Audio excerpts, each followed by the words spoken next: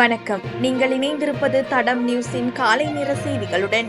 விரிவான செய்திகளுக்கு செல்லும் முன் முதலில் தலைப்புச் செய்திகள்.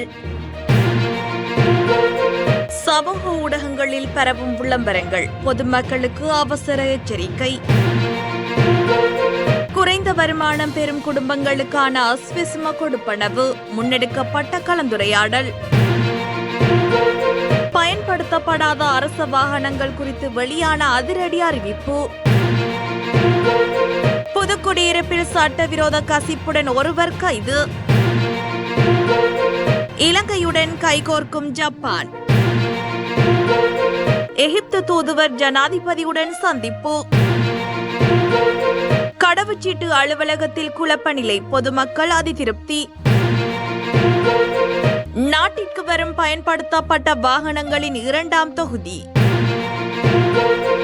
ஜப்பானிலிருந்து 2ஆம் தொகுதி பயன்படுத்தப்பட்ட வாகனங்கள் இன்று இரவு ஹம்பாந்தோட்டை துறைமுகத்தை வந்தடையவுள்ளதாக தெரிவிக்கப்படுகின்றது. கடந்த 5 ஆண்டு காலமாக நிலவிய வாகன இறக்குமதி தடை தளர்த்தப்பட்டுள்ளது. அதன் முதல் தொகுதி நேற்று தாய்லாந்திலிருந்து கொழும்பு துறைமுகத்தை வந்தடைந்தது. தனிநபர் பாவனைக்காக விற்பனை செய்யப்படவுள்ள குறித்த வாகனங்கள் நேற்று கொழும்பு துறைமுகத்தை வந்தடைந்ததாக வாகன இறக்குமதியாளர்கள் சங்கம் தெரிவித்திருந்தது. இறக்குமதி செய்யப்பட்டுள்ள டபுள் கேப் ரக வாகனங்கள் உள்நாட்டு சந்தையில் 24.5 மில்லியன் ரூபாய் முதல் 25.5 மில்லியன் ரூபாய் வரையிலான விலைக்கு விற்பனை செய்யப்படவுள்ளதாக தெரிவிக்கப்படுகிறது. மேலும் மார்ச் மாத இறுதிக்குள் 4000 வாகனங்களை இறக்குமதி செய்ய திட்டமிடப்பட்டுள்ளதாக இலங்கை வாகன இறக்குமதியாளர்கள் சங்கத்தின் தலைவர் இந்திக சம்பத் மெரிங்சிகே தெரிவித்தார். கொழும்பு பத்தரமுல்லையில் உள்ள குடிவரவு குடியகழ்வு திணைக்களத்தில் இன்று குழப்ப நிலை ஏற்பட்டுள்ளது. இன்றைய தினம் அதிகாலை 3 மணியில் இருந்து பொதுமக்கள் குடிவரவு குடியகழ்வு திணைக்களத்தில் வரிசையில் இருந்துள்ளனர். இந்நிலையில் திடீரென டோக்கன் வழங்கும் நடவடிக்கை நிறுத்தப்பட்ட நிலையில் அப்பகுதியில் குழப்ப நிலை ஏற்பட்டுள்ளதாக மக்கள் தெரிவித்துள்ளனர். இதனைத் தொடர்ந்து போலீசார் அவ்விடத்திற்கு வருகை தந்துள்ளதுடன் மக்களுடன் உரையாடியதைத் தொடர்ந்து சற்று முன்னர் சேவைகள் தொடங்கப்பட்டதாக குறிப்பிடப்படுகின்றது. அதேவேளை நாட்டில் குடிவரவு குடியகழ்வு திணைக்களத்தில் 24 மணி நேர சேவை வழங்கப்படும் என தெரிவிக்கப்படுகின்ற போதிலும் இவ்வாறான சூழ்நிலைகள் மக்களை சிரமத்திற்குள்ளாக்குவதாக குற்றம் சுமத்தப்பட்டுள்ளது. ஜனாதிபதி அனுரகுமார திசாநாயக்க மற்றும் எகிப்து தூதுவர் ஆதில் இப்ராஹிம் அஹமட் இப்ராஹிம் ஆகியோருக்கு இடையிலான சந்திப்பு ஜனாதிபதி அலுவலகத்தில் நடைபெற்றது. இலங்கை மற்றும் எகிப்துக்கு இடையில் நீண்ட காலமாக காணப்படும் நட்புறவை பலப்படுத்துவது தொடர்பிலும் இரு நாட்டு சுற்றுலா மற்றும் முதலீட்டு துறைகளில் காணப்படும் பிரச்சினைகள் தொடர்பிலும் இதன்போது கலந்துரையாடப்பட்டது. மேலும் மத்திய கிழக்கு வலயத்தின் தற்போதைய நிலைமை குறித்தும் இதன்போது கவனத்தில் கொள்ளப்பட்டது. இதில் ஜனாதிபதி சிரேஷ்ட மேலதிக செயலாளர் ரோஷன் கமகே, எகிப்து அரபு குடியரசு தூதரகத்தின் ஆலோசகர் முகமட் மாதி ஆகியோரும் இதன்போது கலந்து கொண்டிருந்தனர்.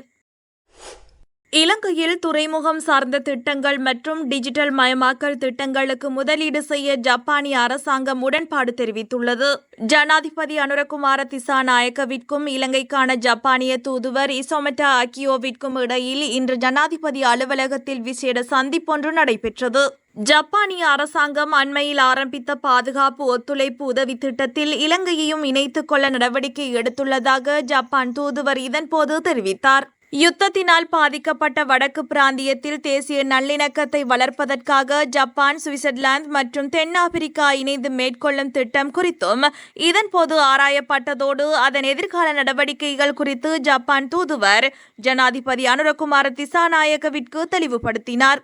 டிஜிட்டல் பொருளாதாரம் மற்றும் விமான நிலைய முதலீடுகளின் தற்போதைய நிலை மற்றும் முன்னேற்றம் குறித்தும் இதன்போது ஆராயப்பட்டது. விரைவில் ஜப்பானுக்கு உத்தியோகபூர்வ விஜயம் மேற்கொள்ளுமாறு ஜப்பானிய தூதுவர் ஜனாதிபதி அனுரகுமார திசாநாயக்கவிற்கு அழைப்பு விடுத்தார்.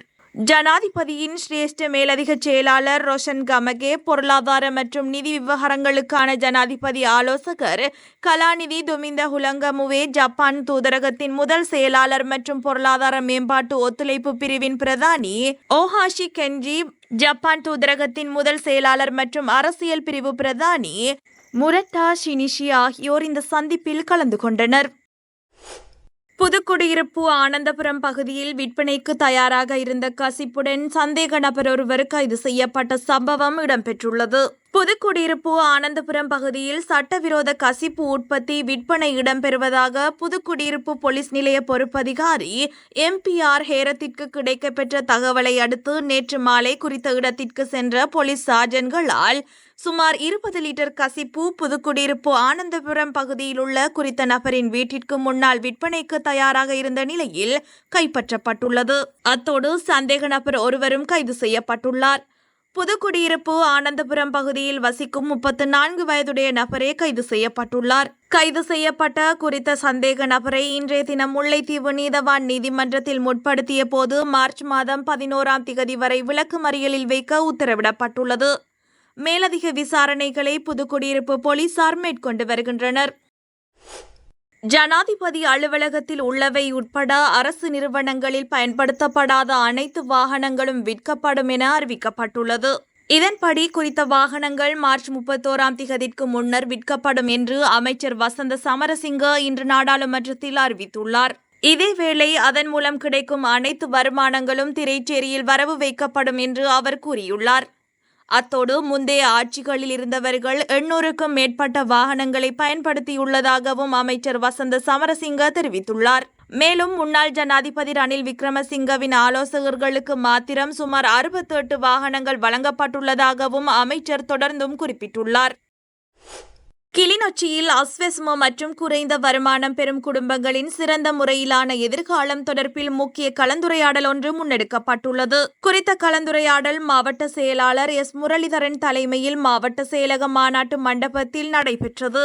கிராமிய அபிவிருத்தி, சமூக பாதுகாப்பு மற்றும் சமூக வலுவூட்டல் அமைச்சின் சமுர்த்தி திணைக்களத்தின் சமூக வேலை திட்டத்தின் கீழ் 2025ஆம் ஆண்டு தொடக்கம் 2029ஆம் ஆண்டுக்கான தொடர்பான தெளிவூட்டல் இதில் கலந்துரையாடப்பட்டுள்ளது. சமூக வலுவூட்டல் ஊடாக அரசாங்கத்தினால் முன்னெடுக்கப்படும் நலன்புரி திட்டங்களை சிறந்த முறையில் மேற்கொண்டு வறுமையை ஒழித்தல், வலுவூட்டலின் முக்கிய துறைகள் மற்றும் அஸ்வெஸ்மோ மற்றும் குறைந்த வருமானம் பெறும் குடும்பங்களின் தெரிவுகளும் சிறந்த முறையில் எதிர்காலத்தில் முன்னெடுக்கப்பட வேண்டும் எனவும் இக்கலந்துரையாடலில் தெளிவுபடுத்தப்பட்டுள்ளது. நீண்டகால நிலையான வேலைவாய்ப்பு வழங்குவதாக கூறி சமூக ஊடகங்கள் மூலம் பகிரப்படும் விளம்பரம் பொய்யானது என்று தொழில் அமைச்சு விசேட அறிவித்தல் ஒன்றை வெளியிட்டுள்ளது.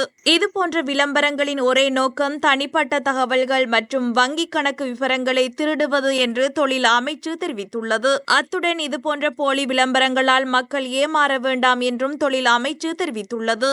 அண்மைய காலமாக நாட்டில் வேலைவாய்ப்பு தொடர்பாக போலி விளம்பரங்கள் அதிகம் பரவி வருகின்றன.